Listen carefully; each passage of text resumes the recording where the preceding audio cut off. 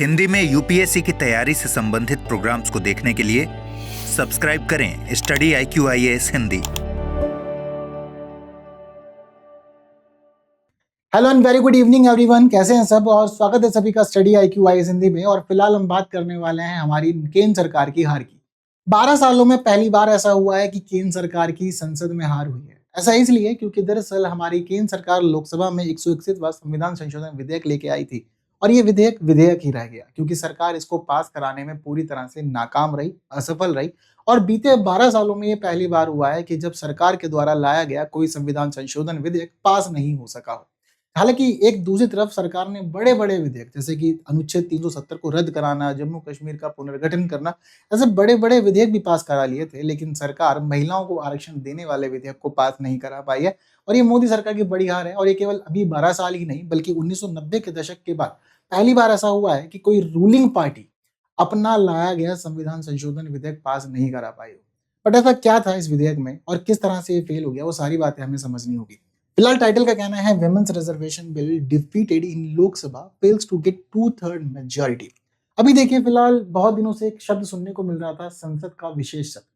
तो अभी हमारी केंद्र सरकार ने संसद का एक विशेष सत्र रखा था और यह विशेष सत्र 16 से 18 अप्रैल के लिए रखा था, यानी कि 3 दिन थे और उम्मीदें थी कि 3 दिन में सभी चीजों को रिजॉल्व करा लिया जा सकेगा। 16 को जैसे ही कार्यक्रम शुरू हुआ संसद का, तो ऐसे में सबसे पहले 131वां संविधान संशोधन विधेयक पटल पर रखा गया और उस पर चर्चा है। बहुत लंबी चर्चा चली। इवन पहले दिन तो रात को 1:30 बजे के आसपास तक भी पार्लियामेंट में बैठे रहे और लोकसभा में सारा का सारा मुद्दा डिस्कस हुआ बहुत ही जबरदस्त तौर पर। चीजें इसी तरह से आगे बढ़ती रही। अब कल यानी कि 17 अप्रैल को मतदान होना था और जब बारी मतदान की आई तो उससे पहले सरकार ने अपने सारे पक्ष रख दिए थे, पॉइंट रख दिए थे और इस दौरान चीजों को सॉल्व कराने के लिए भी हर एक मुद्दा पेश कर दिया था। बट अल्टीमेटली जब बात वोटिंग की हुई तो इस संविधान संशोधन विधेयक को पास होने के लिए 2/3 मेजोरिटी चाहिए थी और यहाँ पर जिस समय वोटिंग हुई तो ये 2/3 मेजोरिटी प्राप्त करने में फेल हो गया। 2/3 मेजोरिटी का सीधा मतलब ये है कि जो हमारे टोटल मेंबर ऑफ लोकसभा है, आपको ये चाहिए कि उसका कम से कम 50% +1 तो होना ही चाहिए। लेकिन दूसरी तरफ जितने भी मेंबर प्रेजेंट हैं, उन प्रेजेंट हुए मेंबर का आपको 2/3 मिलना जरूरी है, तभी आप यहाँ पर पास माने जाएंगे।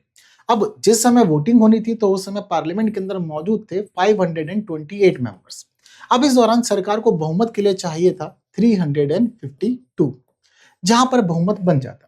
लेकिन फिलहाल जब वोटिंग हुई तो वोटिंग में सरकार के पक्ष में पड़े 298 वोट, जबकि विपक्ष ने इस दौरान 230 वोट्स प्राप्त किए।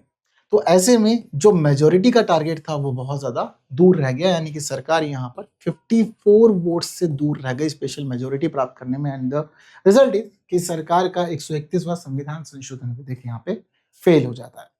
अब यहाँ हुआ क्या और विपक्ष की क्या स्थिति थी और सरकार की क्या स्थिति थी, वो दोनों पॉइंट्स भी हम लोग को यहाँ पर पता होने चाहिए। तो देखिए, फिलहाल अगर हम बात करें कि सरकार यहाँ पर क्या सोच रही थी और क्या था शामिल इस संविधान संशोधन विधेयक के अंदर, तो देखिए इस दौरान सबसे जरूरी चीज जो हमें ध्यान देनी है, इसको हम 2 पार्ट में डिवाइड कर लेते हैं। एक तरफ हम गवर्नमेंट का एस्पेक्ट रख लेते हैं, साथ ही दूसरी तरफ हम यहाँ पे ये रख लेते हैं कि जो हमारा ओपोजिशन है वो इस जगह पे क्या सोचता था। तो सरकार जब 131वां संविधान संशोधन विधेयक लेकर आई तो सरकार यह चाहती थी कि देखो, हम मेनली महिला आरक्षण को लागू करना चाहते हैं। महिला आरक्षण इसलिए लागू करना चाहते हैं क्योंकि दरअसल नारी शक्ति वंदन अधिनियम 2023 में ही पास हो चुका था, लेकिन ये परिसीमन की वजह से अटका हुआ था। जिस समय 2023 में ये आया था नारी शक्ति वंदन अधिनियम, तो उस समय इसमें प्रावधान था और वो था संविधान का अनुच्छेद 334A, जिसमें यह कहा गया है कि आरक्षण 15 सालों के लिए लागू होगा और साथ ही आरक्षण तभी लागू होगा जब जनगणना हो जाएगी और जनगणना के साथ साथ परिसीमन हो जाएगा। अब परिसीमन का मामला कहाँ फंसा हुआ है, तो दरअसल परिसीमन के लिए जब हम संविधान को देखते हैं तो संविधान का अनुच्छेद 82 और संविधान का अनुच्छेद 170 दोनों ही हमें यह बताते हैं कि परिसीमन तो आपको 2026 के बाद होने वाली जो पहली जनगणना है उसी के आधार पर कराना है। तो इसके अलावा आपके पास में कोई दूसरा मौका है नहीं।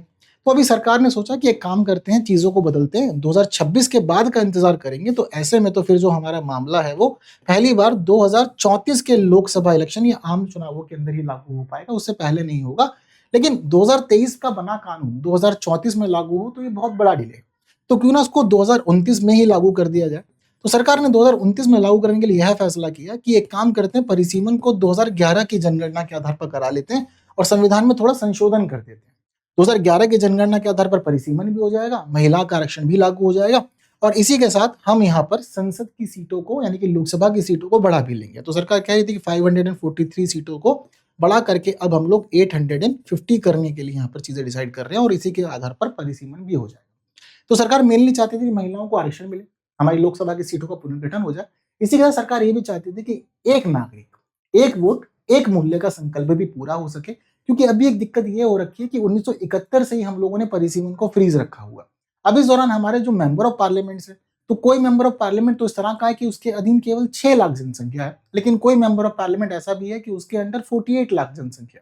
तो यानी कि एक बहुत बड़ा अंतर आ रखा है और वो इक्वलिटी नहीं आ पा रही है पार्लियामेंट में, जिसकी वजह चीजें बिगड़ी हुई थी। सरकार यही चाहती थी कि सारी चीजों को अरेंज करके परिसीमन 11 की जनगणना के आधार पर हो जाए, महिलाओं का आरक्षण भी लागू हो जाए और एक नागरिक, एक मूल्य, एक वोट का संकल्प भी हम यहाँ पे पूरा कर लें। चीजें इस तरह से होनी थी और बस कुछ संशोधन होने थे संविधान के अलग अलग हिस्सों में। मेन मुद्दा था कि महिलाओं का आरक्षण लागू करना 2029 के चुनाव। बट विपक्ष का इस जगह पर अलग मुद्दा था। विपक्ष ने देखो पहली बात तो ये कही कि देखो आपका महिला आरक्षण कानून तो आपने बनवा ही लिया है, पहले ही पास करा लिया है, तो ऐसे में चलो हम लोग महिला के आरक्षण पे तो आपको समर्थन दे रहे हैं, हमें कोई दिक्कत नहीं है, आप महिलाओं को आरक्षण दीजिए, अच्छी चीज है। बट महिलाओं को आरक्षण देना है तो ऐसी स्थिति में हम संविधान से छेड़छाड़ की इजाजत नहीं देंगे। संविधान का अनुच्छेद 82 और 70 दोनों यही बात कहता है कि 2026 के बाद की जनगणना पर हो, तो ऐसे में आपको सपोर्ट नहीं करेंगे कि आप 2011 की जनगणना के आधार पर यहाँ पर परिसीमन कीजिए। वहीं दूसरी बात, एक इशू यह भी था कि जो दक्षिण के राज्य हैं उनका यह कहना है कि अगर जनगणना होती है और परिसीमन होता है तो हमारा रिप्रेजेंटेशन बिगड़ जाएगा। तो केंद्र सरकार ने इस मुद्दे को भी यहाँ पर रिजॉल्व करने की कोशिश की। सरकार ने कहा कि देखो हम लोग लोकसभा की जो सीटें हैं उनको 543 से बढ़ा के 850 कर रहे हैं, यानी कि 50% चेंज हो रहा है। ऐसे में हम जो नया परिसीमन करेंगे उसमें हम जनगणना को आधार या जनसंख्या को आधार ही नहीं बनाएंगे, जितने भी स्टेट्स हैं उन स्टेट्स को भी हम लोग 50% हाइक ही देंगे। यानी कि अभी आप जिस तरह के रिप्रेजेंटेशन में हैं, आपकी सीटें जनसंख्या के आधार पर कम नहीं करेंगे, बल्कि 50% आपकी सीटों को हाइक किया जाएगा और फिर उसी आधार पर आपके यहाँ परिसीमन भी किया जाएगा। चीजें नहीं बिगड़ेंगी, आपका प्रतिनिधित्व भी नहीं बिगड़ेगा, बस आप महिलाओं को आरक्षण देने का मुद्दा स्पष्ट कर दीजिए। तो चीजें इतनी हुई, लेकिन सीधा तौर पर विपक्ष का यह कहना था कि आप परिसीमन की आड़ में हमारे संवैधानिक ढांचे से छेड़छाड़ कर रहे हैं, चीजों को बिगाड़ने का काम कर रहे हैं और इसको हम स्वीकारेंगे नहीं।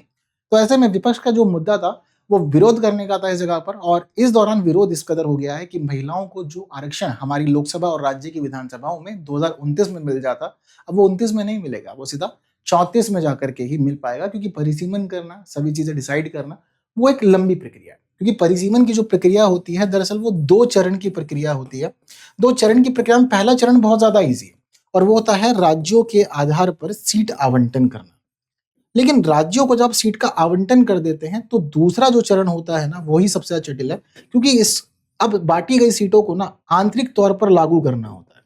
और आंतरिक तौर पर लागू करना ही समझते हैं, क्योंकि जनसंख्या के आधार पर फिर उस राज्य को उतनी सीटों में बांटना और बराबर चीजों का डिसीजन लेना वो मैटर करता है। तो इस तरह की 2 चरणीय प्रक्रिया होती है हमारे लिए ये परिसीमन वाला मामला। तो इसीलिए यही सारी चीजें इंपॉर्टेंट है। एंड 2/3 मेजोरिटी लास्ट में लेना था, यानी कि पार्लियामेंट की टोटल मेंबर्स का 50% +1 जरूर होना चाहिए, साथ ही जितने प्रेजेंट हैं उनका 2/3 मेजोरिटी आपके पक्ष में होना चाहिए, तभी जाके आपका विधेयक पास माना जाएगा, जो कि हुआ नहीं। तो यही पूरा का पूरा विवाद यहाँ पर इस तरह से निकल के आया और पार्लियामेंट में जो हम लोग चाहते थे कि 33% विमेंस रिजर्वेशन मिले, वो नहीं हो पाए। 33% विमेंस रिजर्वेशन क्यों होना चाहिए वो स्थिति भी आप समझ लीजिए। दरअसल हमारे राज्यों के लेवल पर भी दिक्कत है और हमारे सेंटर के लेवल पर भी दिक्कत है। अगर हम ये देखें कि राज्य की विधानसभाओं में महिलाओं का रिप्रेजेंटेशन कितना है, तो देखिए वो लगभग 9% के आसपास है। वहीं केंद्र सरकार में जब जब लोकसभा बनी है, निर्वाचित सदन हुआ है, तब तब महिलाओं को लगभग 14 से 15% के आसपास ही रिजर्वेशन मतलब प्रतिनिधित्व मिल पाया। यानी कि महिलाएं अगर हम वोटिंग के लेवल पर देखें तो बहुत आगे हैं और लगभग 50% यानी कि पुरुषों के समान ही महिलाएं वोट कर रही हैं, आगे बढ़ रही हैं, लेकिन रिप्रेजेंटेशन में महिलाओं को सभी चीजें नहीं मिल पा रही और इसमें कई सारी दिक्कतें हैं। जैसे कि पहली बात तो पॉलिटिकल पार्टी की अपनी अप्रोच, कि उनको यही लगता है कि महिलाओं की स्थिति जो है वो पुरुषों की तुलना कम है, इसलिए पुरुषों को ज्यादा वो टिकट देते हैं और महिलाओं को कम टिकट देते हैं।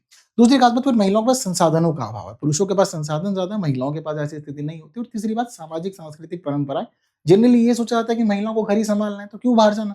ऐसे में पॉलिटिक्स जैसा मामला तो लोगों को और भी ज्यादा यहाँ पर बड़ा लगता है और दिक्कतें लगती हैं। तो इस तरह से जरूरी था कि महिलाओं के लिए अगर हम लोग इस विधेयक को पास करा देते तो उसके बाद ये तो फिक्स हो जाता कि कम से कम 33% महिलाएं तो रहेंगी ही रहेंगी पार्लियामेंट में, इससे कम नहीं हो सकती, इससे ज्यादा कितनी भी हो सकती है। तो एक अच्छा रिप्रेजेंटेशन महिलाओं का मेंटेन हो पाता है और नारी शक्ति जिसकी हम बात करते हैं हमारे देश के अंदर, वो हमें पार्लियामेंट के अंदर बोलती हुई बहुत अच्छे से दिखती भी।